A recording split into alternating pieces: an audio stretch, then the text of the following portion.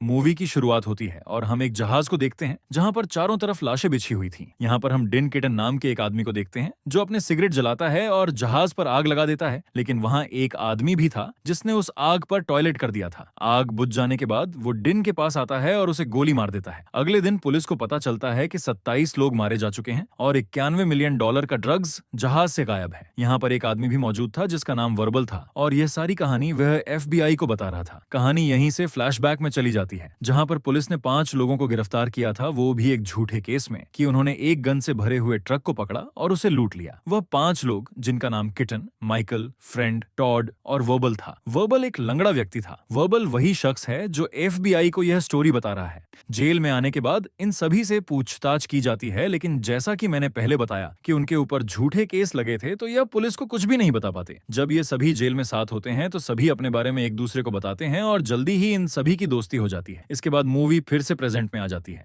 अब जिस शिप पर आग लगी थी उसमें बहुत सारे लोग मारे गए थे। वहां पर हम FBI के एजेंट जैक को देखते हैं। पुलिस जैक को बताती है कि सिर्फ 2 लोग जिंदा बचे हैं, जिनमें से एक लंगड़ा है और एक आग में झुलसकर अस्पताल में पड़ा हुआ है। जिस लंगड़े आदमी की बात हो रही है वो असल में वर्बल है। दूसरी तरफ हम एक पुलिस वाले डेव को देखते हैं। उसे उसका बॉस बताता है कि वर्बल को लोगों से काफी सिंपैथी मिली है जिसकी वजह से उसकी बेल होने वाली है। डेव जब वर्बल के पास पहुंचता है तो वर्बल उसे फिर से कहानी सुनाने लगता है और हम फिर से फ्लैशबैक में पहुंच जाते हैं जहां इन 5 को बेल मिल चुकी थी। किटन की गर्लफ्रेंड एक लॉयर थी और उसने ही इन तीनों की बेल करवाई थी। अब सभी अपनी एक टीम बना चुके थे। माइकल इन्हें एक काम के बारे में बताता है। वो उन्हें कहता है कि सिटी में कुछ करप्ट पुलिस वाले हैं जो टैक्सी सर्विस चलाते हैं और उन टैक्सी में देश के बड़े बड़े स्मगलर्स अपने इलीगल धंधे करते हैं और इस टैक्सी में सबसे अमीर आदमी अपने डायमंड के साथ आने वाला है और हमें उसके वह सारे डायमंड चोरी करने हैं। उनसे सभी डायमंड को चुराने के बाद हमें उन्हें रेड फूट नाम के आदमी को देना है, क्योंकि वही है जो हमसे यह काम करवा रहा है। ऐसा करने से वह पुलिस से भी बदला ले पाएंगे क्योंकि उन्हें बिना किसी जुर्म के पकड़ लिया गया था। अगले दिन जैसे ही उसे डायमंड वाले आदमी की कार नजर आती है, यह सभी उस कार का पीछा करने लगते हैं और उसकी कार पर हमला करके उस आदमी से सारे डायमंड छीन लेते हैं। वही माइकल सभी मीडिया वालों को बुलाने लगता है क्योंकि यह करना भी इनके प्लान का हिस्सा था ताकि करप्ट पुलिस वालों का सच सभी के सामने आ जाए। और ऐसा ही होता है, बहुत सारे पुलिस वालों को सस्पेंड करके गिरफ्तार कर लिया जाता है। अब कहानी फिर से वर्तमान में आ जाती है जहां पर जैक एक ट्रांसलेटर और एक स्केच आर्टिस्ट को लेकर उस अधजले आदमी के पास पहुंच जाता है। क्योंकि वह आदमी किसी और ही भाषा में बात कर रहा था, वो जैक को बताता है कि जहाज पर कोकेन की स्मगलिंग नहीं हो रही थी। पुलिस को तो अब तक लग रहा था कि उस जहाज पर $91 मिलियन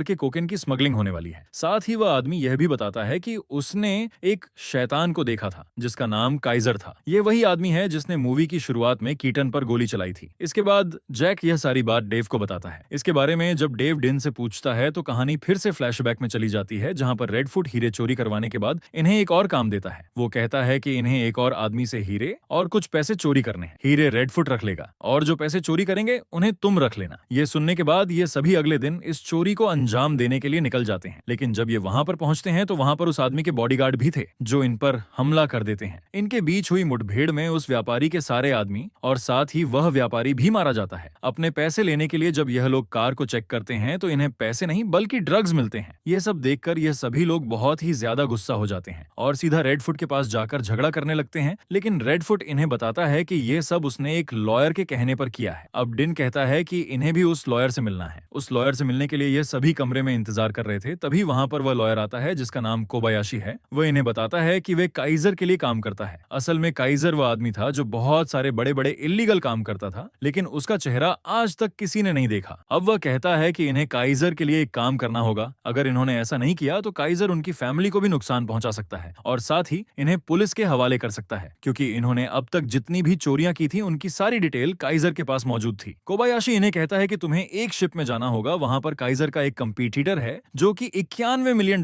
के ड्रग्स की स्मगलिंग करने वाला है। तुम्हें जाकर वह सारे ड्रग्स चोरी करने हैं, उनका सारा पैसा तुम रख सकते हो। हमारा मकसद सिर्फ इतना है कि उसे किसी भी तरह काइजर से पावरफुल बनने से रोकना है। कोबायाशी बताता है कि तुम्हें झूठे केस में काइजर ने फंसाया था ताकि वह पुलिस स्टेशन जाकर तुम सबसे बात करके यह प्लान तुम्हें बता सके, लेकिन इससे पहले ही कीटन की गर्लफ्रेंड ने इन्हें बाहर निकाल लिया था। कोबायाशी इन्हें एक सूटकेस देता है। उसे खोलने पर इन्हें पता चलता है कि उसके अंदर इनकी सारी क्राइम रिपोर्ट भी मौजूद है, यानी कि यह काम करने के अलावा अब इनके पास और कोई रास्ता नहीं था। अब इन सब बातों से फ्रेंड बहुत ज्यादा डर जाता है और अपने हिस्से के पैसे लेकर भागने लगता है, लेकिन काइजर के गुंडे हर तरफ फैले हुए थे जो कि फ्रेंड को मार देते हैं। इन सब से माइकल अब बहुत ही ज्यादा गुस्सा और दुखी था, क्योंकि फ्रेड उसका बचपन का दोस्त था। इसके बाद माइकल कोबायाशी को मारने का प्लान बनाता है। अगले दिन यह सभी कोबायाशी के ऑफिस में पहुंच जाते हैं। जैसे ही कोबायाशी लिफ्ट में चढ़ता है, इनका एक साथी उसके दोनों बॉडीगार्ड को मार देता है। लेकिन जब वह कोबायाशी को मारने के लिए जाते हैं तो वह इन्हें बताता है कि माइकल की गर्लफ्रेंड मेरे ही ऑफिस में काम करती है। अगर तुमने मुझे मारा तो मेरे आदमी चारों तरफ फैले हुए हैं, वह तुम्हारी गर्लफ्रेंड को मार देंगे। ये बात सुनकर अब इन सभी के पास और कोई रास्ता नहीं था, इसलिए यह कोबायाशी का काम करने के लिए मान जाते हैं। रात को यह सभी उस शिप के पास पहुंच जाते हैं जहां पर माइकल स्नाइपर बना हुआ था। अब माइकल अपने सभी साथियों के साथ अंदर जाने वाला था, लेकिन वह वर्बल को बाहर ही रखता है और उसे कहता है कि अगर हम जहाज से वापस जिंदा बाहर न लौटे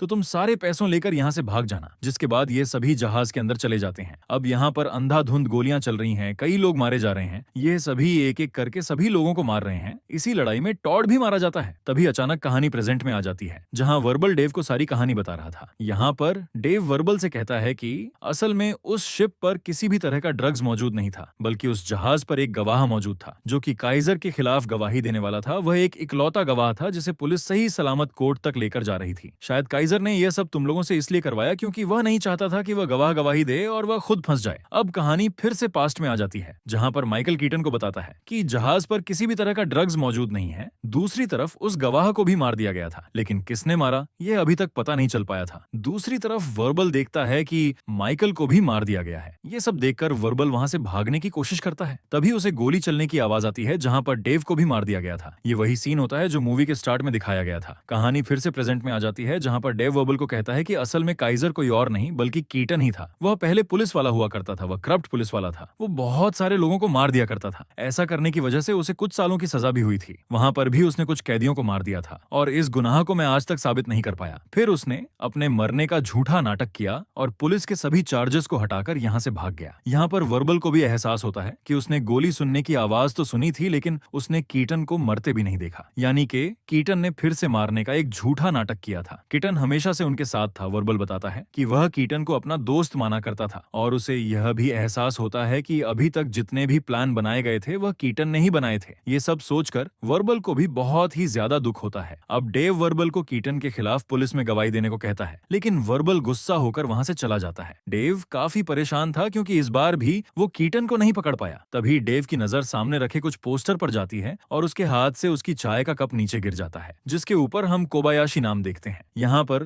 दीवार पर लगे नाम देखकर डेव को कुछ समझ में आता है कि यह सारी कहानी वर्बल इन नाम को देखकर उसे सुना रहा था। दूसरी तरफ हम वर्बल को देखते हैं, जो पहले तो लंगड़ाते हुए चल रहा था, लेकिन अचानक से वह सही चलने लगता है। तभी वहां पर कोबायाशी आता है और उसे कार में बिठाकर ले जाता है। यानी कि वर्बल ने खुद को इनोसेंट साबित करने के लिए वह सारी कहानी वहीं पर बैठकर बनाई थी, जो उसने डेव को सुना दी। ये सब प्लान वर्बल का ही था। उसने कीटन का नाम लिया क्योंकि डेव पहले ही उसके पीछे लगा हुआ था, पर असली सच ये था कि वर्बल ही काइजर था, जिसने मूवी के स्टार्ट में कीटन को मारा था और अब वह उस जहाज में मौजूद गवाह को भी मार चुका था, जिसकी वजह से अब कभी भी उसे पुलिस नहीं पकड़ पाएगी। इसी के साथ ये मूवी यही खत्म हो जाती है।